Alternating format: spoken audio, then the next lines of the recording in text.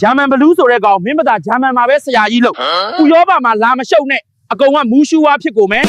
ကြားလား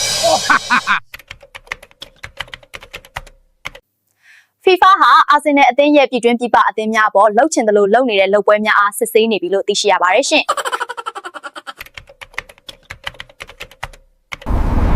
ကဘောဂျိုကလူတွေပါလားဘာလာလောက်တာလဲ ကဘာဂျိုမှာအာဆင်နယ်အတွက်အရှုံးဆိုတာမတွေ့လို့အင်္ဂါဂျိုမှာလာရှာတာပါဗျဆရာကြီးပက်ကတုံးရဲ့ဆရာထူတဲ့ဘက်အချင်းချင်းကိုနှစ်တစ်ထောင်အတွင်းအားကြီးနဲ့အနိုင်ကျင့်တဲ့အမြောက်လက်ဝါးအားဒေတာ ဂျာမန်နဲ့ဟော်လန်ကလပ်တွေပြင်းတာခံရတဲ့အသင်းတွေကြားရွှေကြေးလေးရှိလို့သာပရီးမီးယားလိဂ်တိတ်ခါဆယ်နိုင်ခဲ့တာရှင်တို့ရွှေကြေးတန်ဖိုးသိဖို့ကောင်းပြီ အရှိတောင်ကူရဲ၌ရှိသောအနန္တစัจ java လာအနန္တကူအောင်သူတို့ဘေးရန်ခတ်သိမ်းကင်းကြပါစေ